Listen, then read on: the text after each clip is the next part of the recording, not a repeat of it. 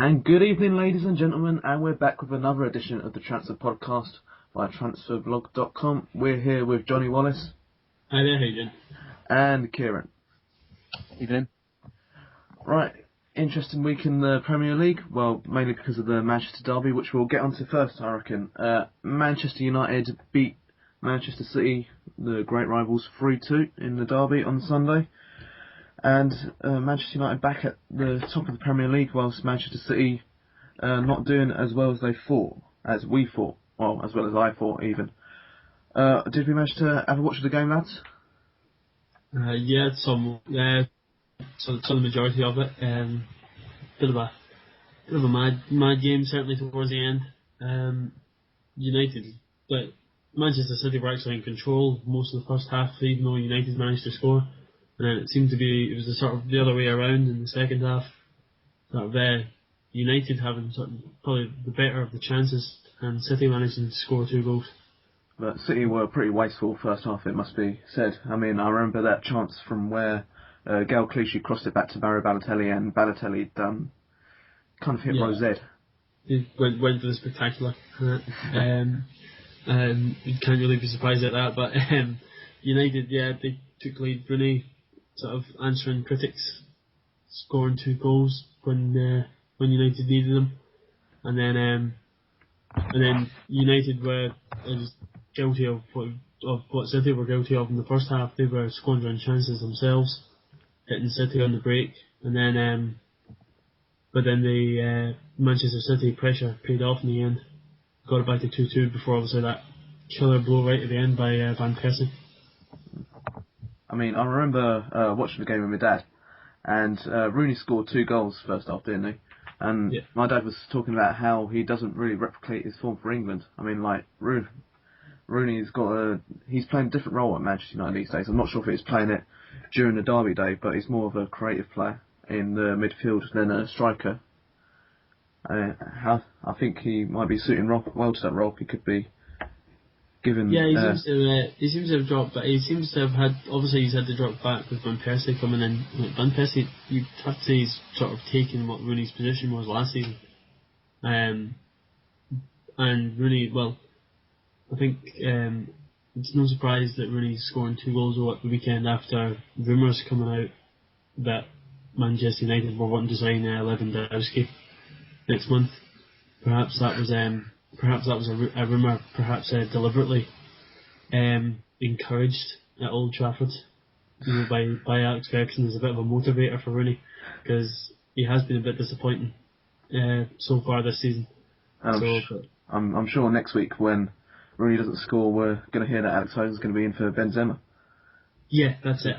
They're a different striker every week. That's how you can keep him motivated. Maybe if all the big clubs did that, they wouldn't have a problem. Be great news for us at Transfer Blog. We'll have loads to write about. Yeah, exactly. Yeah. I hope that Rooney doesn't really score as often as he does then. Mainly just for England, but. From your point of view, I suppose, just scoring the international stage, yeah. But it was a great win for United. That was City's first defeat in, I think, about 2 years at home. I think the last time they lost was against Everton, 2 seasons ago. So they have been in great form at home, and so if anyone was going to beat them, it was going to be their local rivals, who obviously, due to City's recent success, that rivalry has intensified, as we've seen with all the crowd trouble at the end after Van Persie's winner. Oh yeah. I think this. You go ahead. Yeah, I think this match was a perfect example of how important the managers are. Because on the one hand, Mancino, who I think he got it wrong playing Balotelli ahead of Tevez, who Balotelli didn't really offer much up front. And as soon as Tevez came on, that's when City scored all their goals. I think Sir Alex Ferguson last season, when they lost 6-1, they were too offensive, and when they lost 1-0 in the return leg later in the season, they sat back too much. And I think this time they sat back, but they looked to get City on the counter attack, which is where both of their goals came from, I think. Yeah, it was perfect counter attack, especially the first goal. The first goal was lovely to watch. The flick on, and then Van Persie chesting it down. and then the pass into Rooney, and then kept managing to squeeze it through the defender's legs. It was great to watch, because City did have the majority of territory and possession in that first half, and United played the game very well. Another interesting game in the Premier League, concerning matters more at the bottom of the table, shall we say, is Wigan versus QPR, which I know Kieran was taking particularly interest in. I mean, how did you find the game from a Wigan's perspective? Well, I think QPR, fair play to them, they started the match really well. They came out of the traps, obviously looking for their first win, and they probably felt that Wigan, all respect to them, they are one of the lesser teams. They probably thought they could get 3 points off them. And they came out of the traps really fast, but then the Martinez philosophy, if you like, the passing game sort of came into play a bit, and they got their foot on the ball, and the opening goal was a cracking finish from McCarthy, edge of the box. And I think then after that, QPR came back into it with a great corner and header from Nelson, I think it was. And it was a fairly equal first half, and I think 1-1 at half time was a fair scoreline. Then after half time, the first half an hour of the second half, Wigan, not to be biased, but genuinely completely dominated. They had numerous chances, hit the crossbar, hit the post. Rob Green had a rare good match, which I was surprised at, but he had 3 or 4 fantastic saves. And then, just like United did to City, QPR got Wigan on the counter-attack with Cisse with a great finish past Al Habsi. And then, but QPR, I think, the fact they haven't won this season in the Premier League, they haven't got that experience this season of how to keep a lead, and that showed when they're poor defending for the McCarthy second goal. I mean, we're nearly halfway through the season now. Is there any hope for QPR now that they haven't even got a win in 15 games or however so many that have been playing in the Premier League? I mean, yeah, it's going to be difficult, to be honest, because they've got a chance with Harry, but if you look how far behind they are now, they've got about, I think, 5 points, is it? Yeah, well, they're 6 points behind Sunderland, who are currently beating Reading 2-0. And so by the end of tonight, they could be 9 points away from Sunderland, 8 points away from the nearest, from the teams in 16th, 17th, like Wigan, Aston Villa, Southampton are on 15 points. So they've been 7 points, 8 points behind it, and that's a long way away. And Redknapp have taken over, and they haven't lost, but it's been just 3 draws, so it's not exactly been a inspiring turnaround. And they've been playing games recently against the clubs around them who are also in trouble. They've recently played Reading. They've recently played Reading, Wigan, these kind of teams now. Aston Villa. Yeah, who they would have needed to beat. Like getting beat by Southampton. I mean, these are big results, and it must be worrying for them. I mean, that's what their last 5 games, it's been against teams who have been in the bottom 5 of the table. You've had the games against Southampton, Aston Villa, Wigan, and Sunderland, and they haven't managed to beat any of them. So that really is pretty worrying. I mean, I was having a think about this the other day, about QPR's situation, and I think the massive influx of players that they've brought in due to their super rich owners is something that they could do without. I mean, they've got all these new players, which is fantastic, and they're all of a fairly decent standard for a Premier League. They should realistically be a mid-table team, but it's just that it's too many too soon, I think. It's disrupted the core of his team. I think if Redknapp is going to restore any faith back into QPR, he needs to reinstate some of the players that they had last season, which was part of that relegation surviving squad, and maybe they have that kind of spirit in them.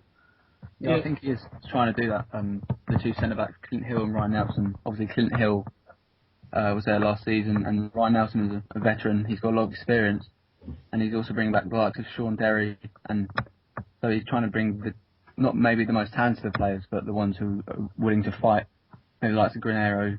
Maybe it's there for the money, not there for the cause. Yeah. They have to sort of get sorted and get players who know the English game well. That's what they're thinking about bringing. They're looking at Robbie Keane to bring him on loan for a while. Maybe just get someone who's used to scoring in the Premier League. because their forwards really haven't been performing. I mean, that was a very rare goal Jibril Cisse scored for them at the weekend. So they really like probably their best performing striker has been Mackey this season, and he doesn't really get a look in, to be honest, with the kind of guys who are ahead of him.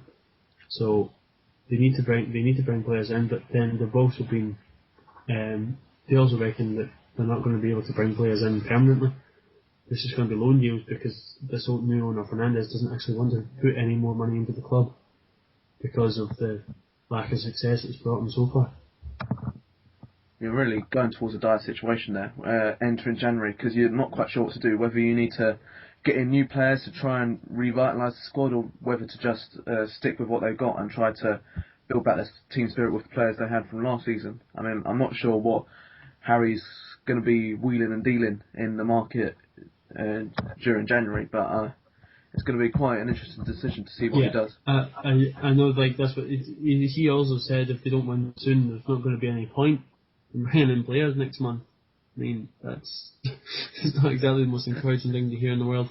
So, but I can't see them surviving. It just seems too much of a gap, especially with like, apart from Reading beside them, there isn't really a team who is on such bad form that they can get sucked down as well.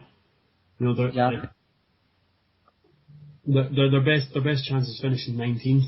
You know, I get over Reading. I can't actually see them getting much higher than that. Yeah, you got to think as well what players are actually going to want to join them. If they haven't won by January, they're going to be rock bottom of the Premier League, and players looking to come to England and just not going to even consider QPR because of the position they're in. Exactly. Yeah. If there's no point, if you're going to be playing in the Championship next season, they're only going to be able to attract Championship players, and even those players will be thinking, "What's the point in this?" You know, the fans are not going to like that. So their only solution really is to bring guys in on loan who don't really have anything to lose by joining them on a short term and see if they can survive. And then after that, obviously, they would have to try and build. But I think at 16 games in without a win, I think it's too far gone. Yeah. Fair dues. I mean, the other game that has been in the Premier League that has caught the eye is Everton versus Spurs. And Spurs were winning 1-0 until very late in the game, and then Everton go and score 2, which means Spurs lost 2-1. I mean, the interesting statistic that I found from yesterday or today is that if all the games in the Premier League finished during the rugby time limit for games, which is 80 minutes, then Spurs would be top of the Premier League. But the fact is that they've been dropping so many points in the last 10 minutes of games that they now find themselves not at the top of the table. They find themselves in like 4th, 5th position. I'm not quite sure where they are. I should check that. But well, Everton are 4th. Everton have now overtaken Tottenham after that win. They're ahead of them on goal difference. So it was a big result for Everton, and that's what you could almost call Tottenham's bad form.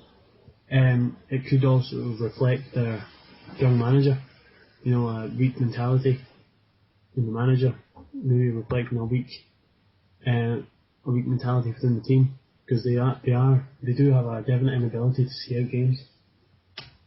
I mean, Spurs have been playing quite a lot of games recently because of their Europa League priorities. So maybe it's something to do with fatigue with the players. I mean, like, if you're going to the 80th minute, then something's seriously wrong. If you keep on conceding during the last 10 minutes of the game, maybe it's the fatigue of these players. I think Andre Villas-Boas needs to reconsider his tactics, maybe enforce some kind of rotational squad sort of thing, so to keep the energy of his players up during the last 10 minutes of the game. Yeah, the fatigue is definitely a possible reason, but because obviously they've been playing Europa League, as you say. But I think the main reason is the tactics of AVB, the substitutions he makes in the last 10 minutes. I think on Sunday he took off Lennon, put on Huddleston, the defence midfielder, and that sort of changes the whole mentality of the team. Like, they're only 1 up, the match is not won yet, and they're sitting back inviting Everton put pressure on them, and in the end Everton won the game because of that. Yeah, and then bringing on Sigurdsson for Dembele didn't really do anything. You know, like, sort of making a substitution for the sake of it? Would you not just for the sake, because he put on Sigurdsson after with about 77 on the 77th minute, just after they've scored. Would you not now then, for the sake of 13, 14 minutes left in the game, obviously your tactics have worked, you've managed to get yourself ahead at a difficult place to go like Everton, would you not then just keep the same team out and then make changes in your next game? Because bringing a guy off with 15 minutes to go in a game isn't really going to make that much of a difference to his energy levels for the next in the grand scheme of things. I mean, for the sake of holding on to the win, you might as well just keep Dembele on for the rest of the game, and then play Sigurdsson from the start of the next game and giving Dembele a rest down. It doesn't make sense to me.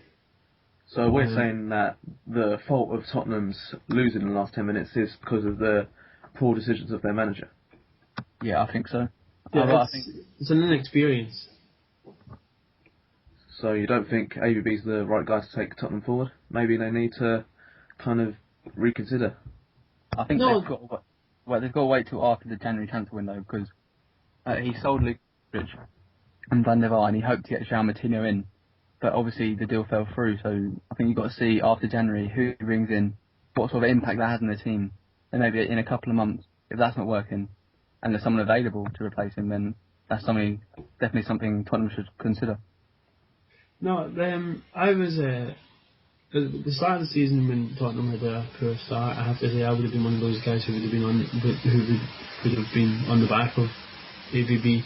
To be fair, he has got them up to 5th place. You've got to remember they are above Arsenal on the table. They're chasing 4th place. I think he has done a good job. It is down to just inexperience. I think you have to give him time to be able to learn that sort of thing. I think these are kind of things he has to pick up. He has to assess over time, and he's not really going to do that right away. You can't just. I don't think it would be fair to sack him if they didn't get 4th place at the end of this season, for example, because that's what it's not going to do anything for Tottenham really, and it's not going to do anything for ABB. It's going to cost them a lot of money to get rid of him, and as a manager, he's not going to really evolve, because that would be two failures in a row at different jobs. He doesn't want to become branded as one of those one club success managers who hasn't been able to make it anywhere else. I think they have to give him a chance, give him time, and I think that's what obviously he's making sort of poor substitutions now, but that kind of thing changes over time. Certainly. I mean, on a different note, I'll change the topic completely. We've all heard about Lionel Messi, haven't we? I've heard of him, yeah. You might have heard his name somewhere. But anyways, it's not bad parody. No, I think he's pretty decent. But yeah, basically what's all the fuss has been about this week is that he's surpassed Gerd Muller's 85 goals in a calendar year, meaning that he's now scored 86, which is an astonishing amount for such a young player. I mean, he's now considered the best player in the world, but would you have to consider him the best player of all time now? I'm not quite sure where we stand with Messi. Obviously it's a great record he's achieved and everything. Sort of maybe critics would argue that he's done it in 6 more games than Gerd Müller did, but I wouldn't really consider that. I think I'd consider that even more impressive, the fact he's actually played more games and kept himself fit and so consistent. He could surpass the 90 goal mark before the end of the year, and that would be something else. But obviously, sort of best ever tag, giving someone that when they're 25 years old seems a bit ludicrous. But then I know what you mean. It is very hard to see past him at the moment. He is just playing absolutely phenomenal. I mean, there isn't a player you would rather watch more, I don't think. Yeah, I think obviously the record's amazing, but I think, and obviously it's hard to sort of judge between eras because the style of play was different, the football was different. I think if you want to judge how good he was, if you take him out of the Barcelona team, what sort of effect that will have. And the fact of the matter is, they're half the team about Lionel Messi. Some of the goals he scores, the quality of the goals and the quantity, that sort of proves that he is, in my opinion, he is the best player of all time. Yeah, like Barcelona would still be one of the top teams, but definitely. I mean, they wouldn't be as quite as they wouldn't be as effective because he is just that phenomenal style of goal scorer. He's hit 23 goals in the league this season already. He's only played 15 games. Like that's just incredible stuff, you know. And and maybe internationally he has to prove himself a bit more before he can get like a best ever tag attached to him. You know, because obviously Maradona and Pelé would be main contenders, and they were so successful at World Cups. But then he is showing such such drastic signs of improvement internationally this season as well. You know, he's scored a lot of goals for Argentina this season, over the course of this year, and it'll be really interesting to see what Argentina are like with him inspiring them in 2014. I mean, it's a good point to make about the international thing, because in order to be the greatest player, or to be named greatest player of all time, I assume you've got to be both good on club stage and national stage. I mean, at Barcelona since 2004, Messi scored 192 goals, I think, in 229 appearances, whilst at international level, even though it's still good achievement, 31 goals in 76 appearances. Maybe it's just like the team he's playing in at Barcelona is probably a better team than he's playing in internationally at Argentina. I think it'd be fair to say. So maybe the players that surround you make you maximise his potential at club level. Whilst Pelé at Brazil, he had quite a lot of great players around him, which allowed him to be great. But the Argentina national team, apart from Messi, you can't really see many world-class players in that team. No, I mean you've got Tevez and Aguero, but I wouldn't put them in like the top upper bracket of players. So I know what you mean, but then 31 goals in 76 games. That's still impressive when you consider he made his debut when he was so young. You know, when he was 18 years old. So that would include a lot of those younger games. I think it's still a great record, but obviously you get judged on trophies that you help your team win. You know, I mean, Maradona will be remembered so much for guiding Argentina to a World Cup almost on his own. You know, and Pelé for his phenomenal form in a world stage. But obviously, I think Maradona, if you were going to be grading him on that in those terms, Maradona was a better player than Pelé. But Messi has to prove himself that way before he can be judged as a top player. Yeah, you've got to remember he's only 25, and we all consider most players sort of peak in their career when they're about 27, 28. So we're saying he's the best player ever, and in theory he's not even at the peak of his career. So he's still got a lot of improving to do, even how good he is. Yeah, I mean, I think this is also like a big difference between him and Ronaldo as well, is how they play. Obviously, Ronaldo's form has been so improved in the last sort of couple of seasons, but Messi's been so consistent in his career, you know, whereas Ronaldo took a bit of time. Like Ronaldo wouldn't be the player he was without the way he was coached by Alex Ferguson at Man United, and then obviously under Mourinho now at Real Madrid. Like he's an example of a coached success. Messi's just a raw talent, and he does it on international level, on the international stage as well. That's what Ronaldo hasn't been able to do that. So I think that would be the main difference between those two. And obviously the Ballon d'Or awards coming up, that would be why I would give it to Messi. I mean, back to the point about players like Maradona and Pelé, about him being better than Pelé himself. He was very great international level. He played his first World Cup when he was 18, and all sorts won the trophy numerous times. But as a club player, Pelé didn't leave Brazil, I don't think. Well, he went to play in the US as well, but he didn't really venture into the big leagues, shall we say. So it might be unfair to label Pele as greatest player of all time when he hasn't really established himself at one of the big clubs that was around at the time. I mean, Santos was a good club, but the Brazilian league is very different to the English Premier League and Spanish La Liga, for example.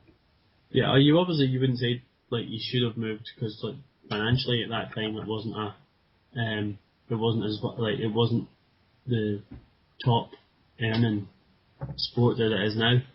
So you would totally understand why he stayed in Brazil. But you're right there, like the Brazilian league defensively anyway wasn't as good, and still isn't as good as the top European leagues.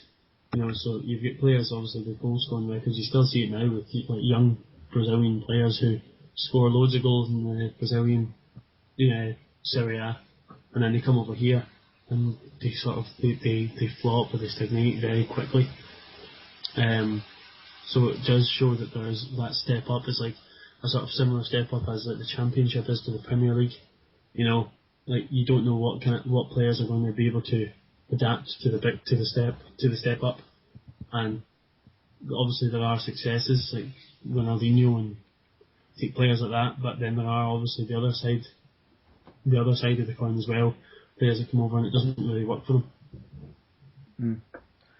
I mean, linking with Messi, of course, we've got the Ballon d'Or, which was we talked about last week.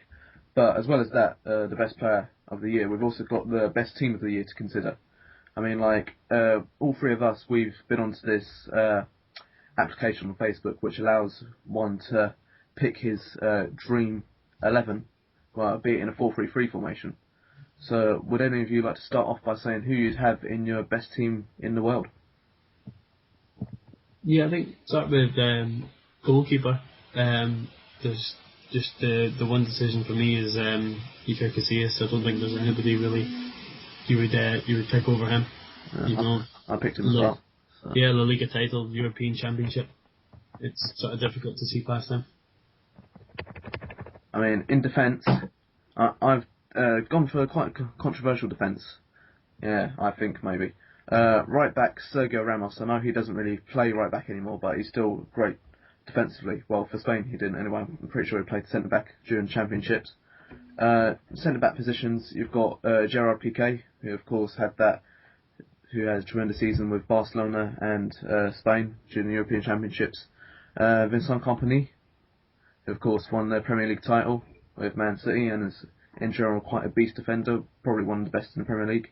And at left back, I know he doesn't really play there anymore either, but Gareth Bale. I mean, he's a great player. I mean, like he's pretty underrated because he plays for Tottenham, but he is one of the best in the world at what he does, which is bombing up and down that left wing.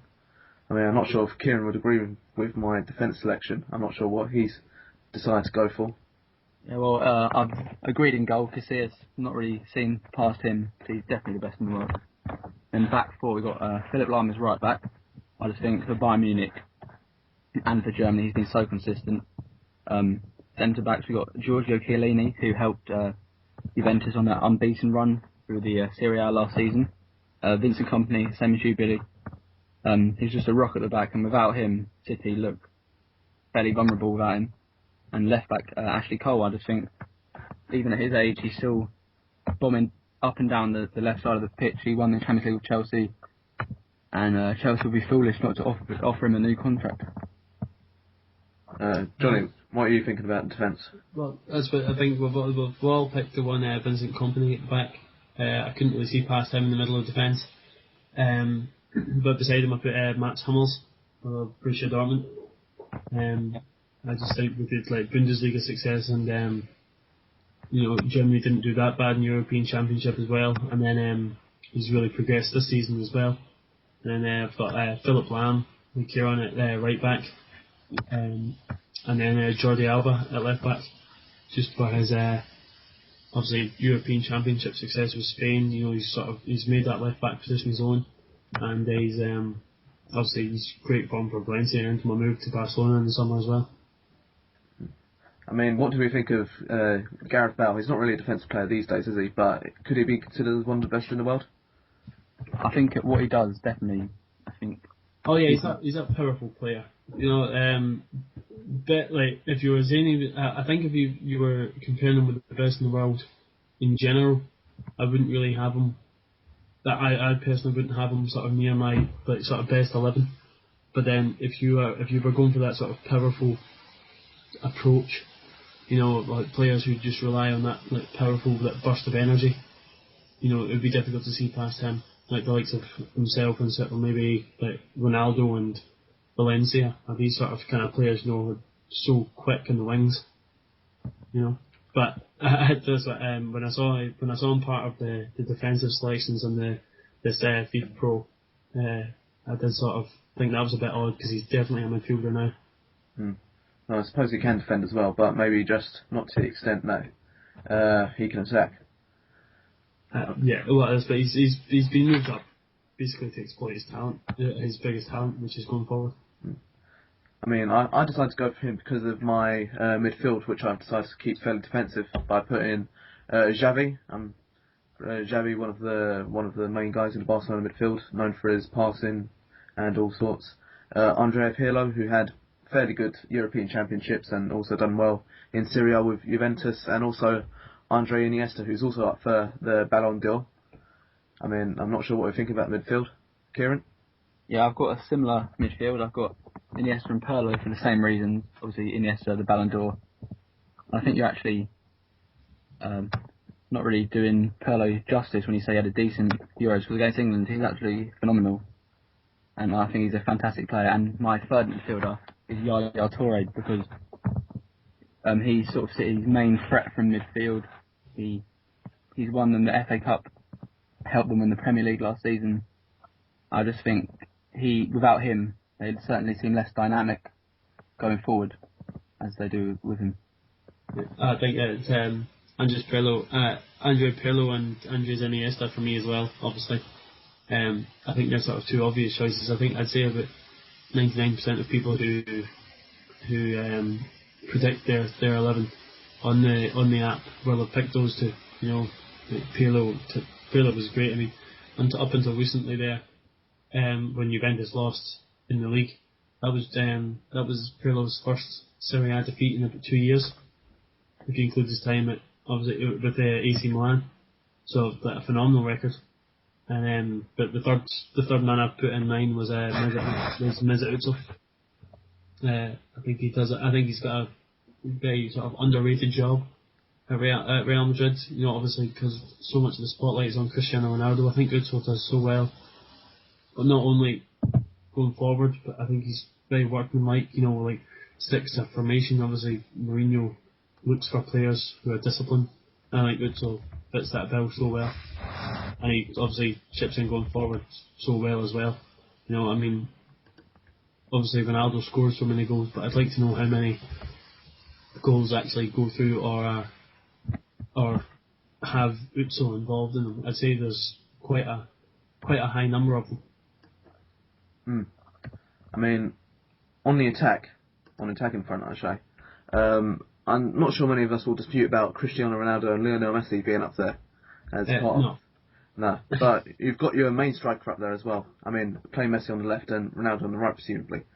Or Messi as striker. I'm not sure which way you guys have done it, but I've decided to put Messi on the left and Ronaldo on the right. And as the main striker, you've got Radamel Falcao, who's of course had a brilliant season with Atletico Madrid during 2012. And he's had a really good start to this season as well. He's scored 16 goals in 14 appearances, which is not shabby by anyone's standards. And the only thing that probably lets him down is Colombia. His form for Colombia is decent, but Colombia as a team themselves, they have improved, but you wouldn't consider them like one of the top countries. But he is still a very good player at club level.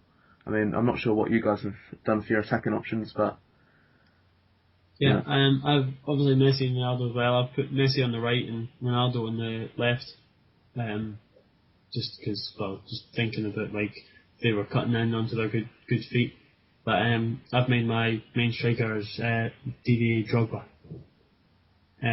Obviously going to Shanghai Shenhua was a bit of a sort of backward step after, but then he was Chelsea's main man when they won the Champions League. The difficulties, I don't think they would have managed to get through to the Champions League if it wasn't for the fact that they had Drogba on their side.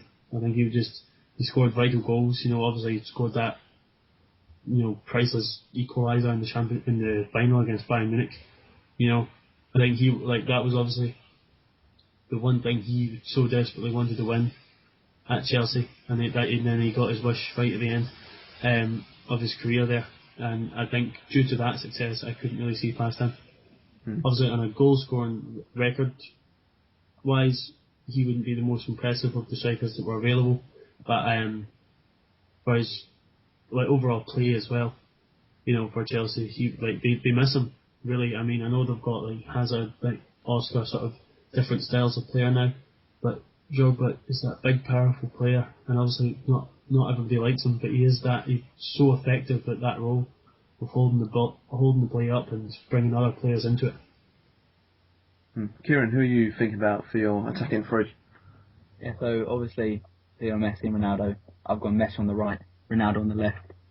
But for me, up front it's got to be Robin van Persie, just because he had a fantastic season for Arsenal. Pretty much single-handedly got them into the Champions League positions and above Tottenham into third place. And now at United, he's hit the ground running. I think he scored 11 Premier League goals this season, as well as the winner in the Manchester Derby this weekend. I just think he does such a great year that out of all the strikers available, I think he's the best choice. Yeah, I think goal scoring wise, Falcao and Van Persie would be the best choices. But I think when I done my 11, I was sort of considering the fact that Ronaldo and Messi would be chipping in with so many goals. And I think if you were to have a player in there who would sort of get them involved, that's why I decided to pick Drogba. I mean, I'm not sure how Drogba's doing for Shanghai Shenhua, but I disregarded his second half of the year. I mean, for that reason, he's sort of faded into obscurity in China. I mean, and obviously there might be talk that he might be leaving to go to to go elsewhere on loan in January. But I mean, Shenhua only finished 9th in the Chinese Premier League this season. The season just finished a few weeks ago. So it's not like they've been doing it. It's not like he's joined a great team, even by the Chinese league standards. So, on that basis, if you were to base it on the second half of the year, I would totally agree. You wouldn't really put him in there, but for that huge achievement he had with Chelsea, up until May. It's only the first 5 months of the year, but for that reason, it was difficult to see past him. I can see how you're thinking there. I mean, Messi, of course, very skillful. Ronaldo, very skillful. It's going to be quite a full force of goals if those two were ever in a team together. Hopefully one day they will be in some kind of playing for a third league American side when they wish to retire their careers. But I can't really see past Falcao myself. I mean, he's been such a revelation since transferring from Porto to Atletico Madrid, where won UEFA Cup with Porto, won Europa League with Atletico Madrid. He's really been a driving force in the attacks of whatever team he plays in.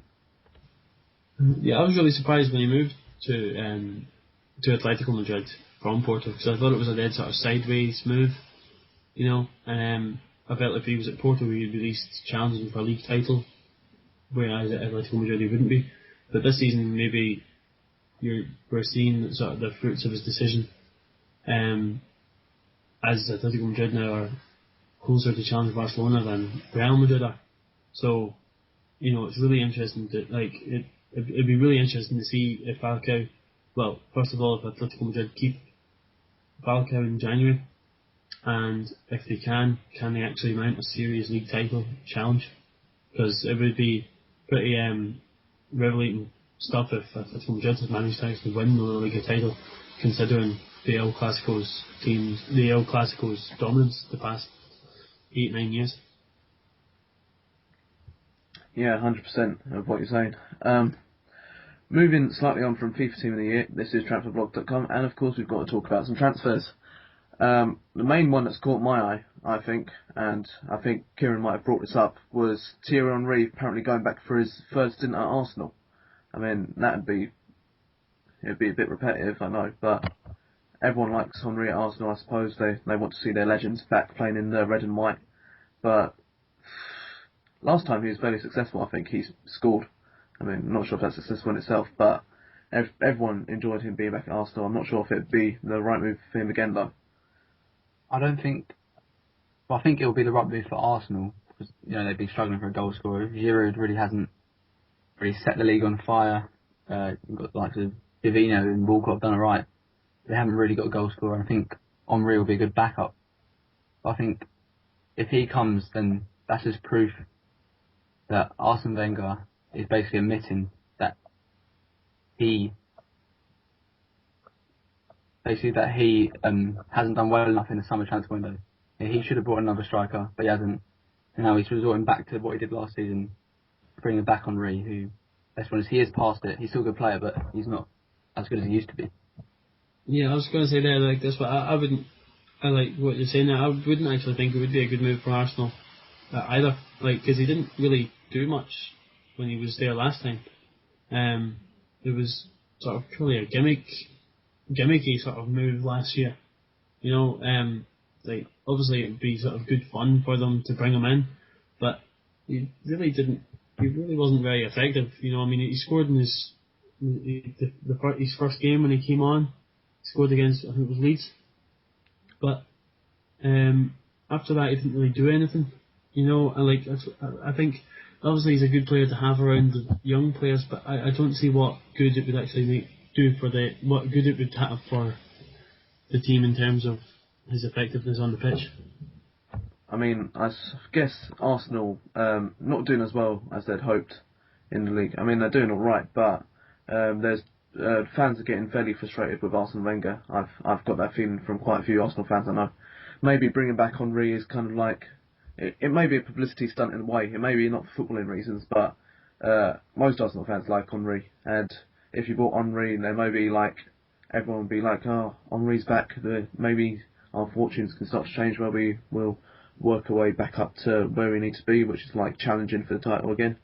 Well, not saying that Henry will have that immediate impact, but just saying having Henry back in the dressing room may give the Arsenal squad a whole new lease of life. Yeah, well, it might, because obviously the fans love him so much. It might get them off of sort of the teams back for a while. A bit of the excitement of him coming back. But I know what you mean. But it didn't really have that effect last season when he came. It wasn't like it had a lasting effect when he after he left. It wasn't players didn't seem to have the team's mentality hadn't really changed or anything. There wasn't any noticeable sign of any players improving. So, I see why they're bringing them back in the sort of the publicity side of things, but I don't see what good it will have in the team. I mean, you've also got talk about Arsenal rumours. There's been talk about Nani possibly going to Arsenal. I mean, there was I think 101greatgoals.com. They have a snap of Nani appearing outside Arsenal's training ground or something, as some sort of something to spur the rumour on a bit. But yeah, the Sun had a report on it today as well. Obviously, the Sun isn't perhaps one of the most reliable sources, but they had a report that he was in Arsenal. He was stabbed at Arsenal because he had been there to meet with the club's hierarchy over a possible move in January. Whether that's true or not, it's really difficult to tell with them when they publish this kind of thing.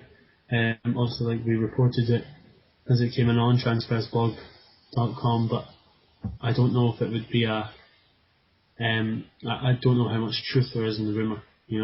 Again, you won't. Obviously, a lot of these moves you won't really find out until next month, but that would be a good move for Arsenal if it did happen, because if he's not wanted at Manchester United, then, and he is a good player, then obviously Arsenal could benefit from that, because he is a player who, from his time at Man United, knows how to win.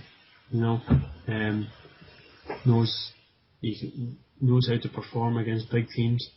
So yeah, it would be an ideal move for Arsenal if they're willing to pay the reported sort of £20 million fee that's been thrown around. Yeah, I think it's definitely got the potential to be a good move, because obviously Nani, he's got quality, but he doesn't really show it enough, I think. But obviously with Walcott, he's sort of not really, doesn't really look like he's signing a new contract. So Nani will be a good replacement, and like Jonny says, he's got experience of winning with Manchester United.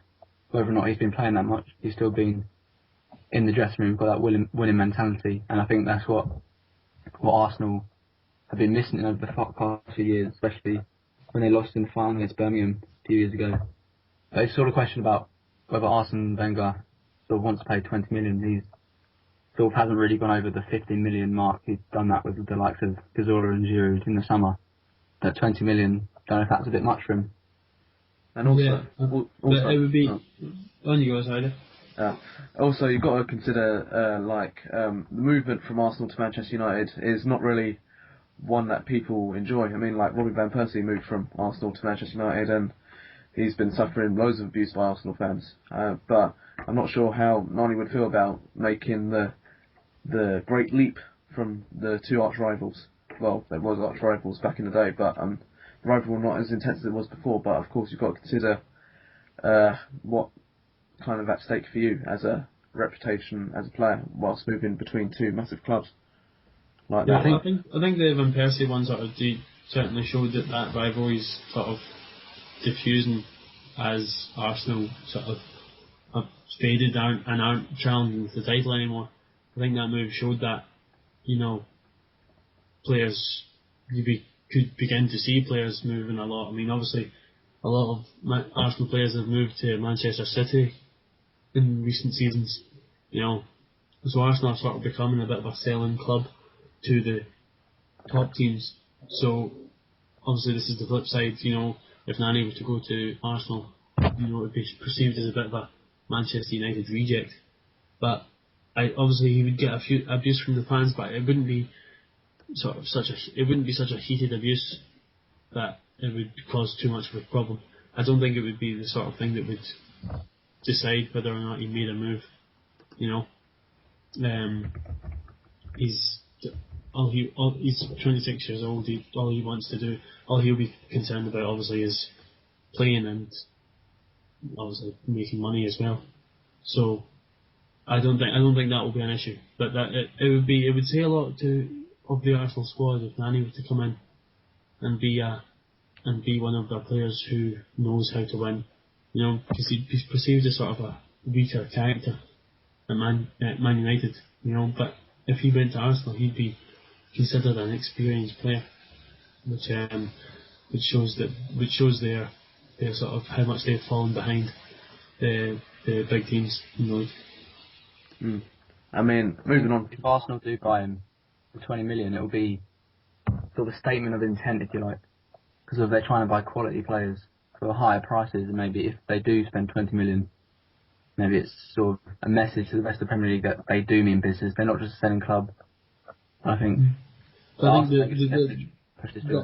could be undone though if they then sell Theo Walcott though as well. You know, it could end up just being a replacement.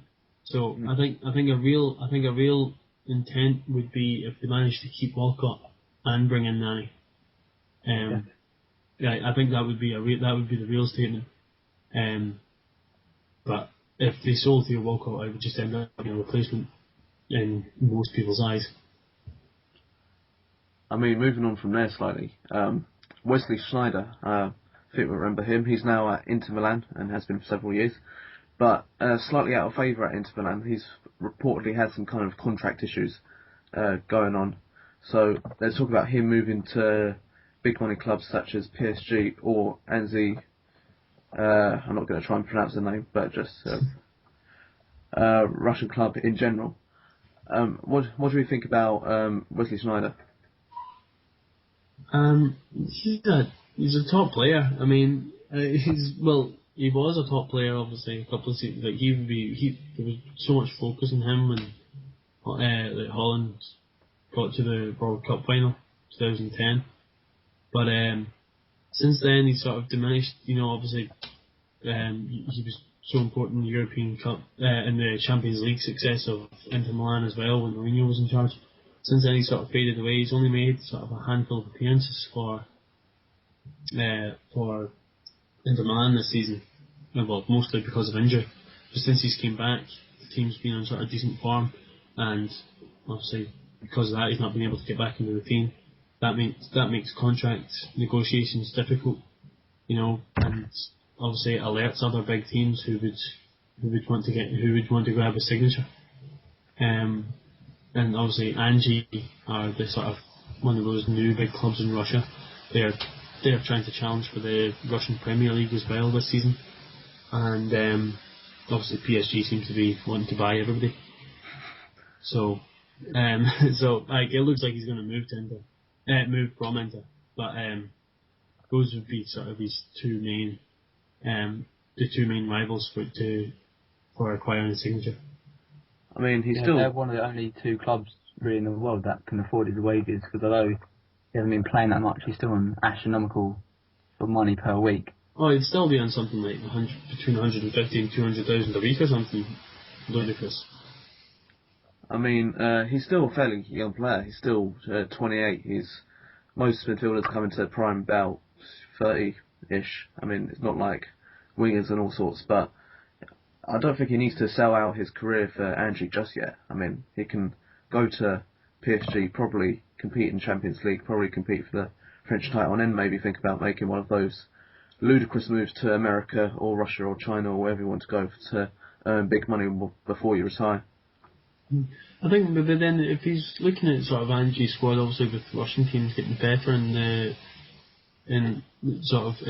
Europe, obviously Zenit won the Europa League a couple of seasons back. He might be thinking, if I get more money at Anzhi, I'll still be playing in the Champions League, and if he went to Anzhi, he'd certainly play regularly, which he might not do at PSG with the amount of stars that they have. So Russia's sort of becoming a very popular place for players to go. Obviously Hulk went there as well, and was still playing Champions League football. So they really, it's still got such a pulling power. The Russian Premier League that it didn't have before. So it wouldn't be as surprising a move if he went to the Russian league to play in the prime of his career. If we're looking at Sneijder as an individual, I think if he wants to sort of progress his career, he should move from Inter Milan, because they're obviously not doing too well in the Serie A. They're not really challenging for the title of Juventus. He's not getting first team football, as you say, and I think so if he gets a fresh start, he'll get back to his best form, if you like. Yeah, obviously add that his future, I think, is definitely away from Inter Milan. I mean, he's only played 5 times this season. I mean, that's nothing for a top player. So, and obviously Inter Milan seem to be one of those clubs that are struggling and in the need to rebuild. Sort of trying to ditch the sort of last generation of players, even though that last generation was successful. So now they have to. So that's what now Sneijder has to decide where to go. Would any of the top Premier League clubs be interested in them though? And if Manchester City could afford him, would they buy him? And do you think it would be worth their while to buy him? I think Manchester City are fairly open to buying anyone, to be honest. I mean, they signed Stuart Taylor, 41-year-old goalkeeper, for free, but more or less of that. Sneijder would probably make a decent player to have at Manchester City. I mean, they can afford his wages, obviously, but he could probably, the position he plays, he's more like attacking player, maybe as backup for David Silva or someone, should he get injured but he wouldn't be. I don't think he'd start at Manchester City nor start at many top clubs in the Premier League. And he hasn't really been far enough in his career to drop down to like say a mid-table Premier League club to about that standard. No, yeah, he'd be at that sort of level, like that sort of in between level, you know, like a top. You'd have to go to a top club within a country, but I don't think he would be able to get into any of the top clubs in England. It's just like a couple of seasons ago he would have. Obviously, a couple of seasons ago he was so well sought after as well, but since then, obviously, he's just diminished injury-wise and things as well. So, yeah, I think PSG or Anzhi look the most realistic options, because I don't see who else would want to come in from. Well, I think that's about it for the podcast today. I mean, we've gone quite a long way through. So hopefully we're going to just wrap it up here, guys, if that's okay with everyone else. Yeah. That's cool. Alright, so it's goodbye from me, Billy Taylor. Goodbye from everyone else, if you'd just like to say goodbye yourselves. Yeah, thanks a lot. See you later. Yeah, see you guys. Alright, goodbye from Kieran, goodbye from Jonny, and goodbye from me. So we'll see you all later.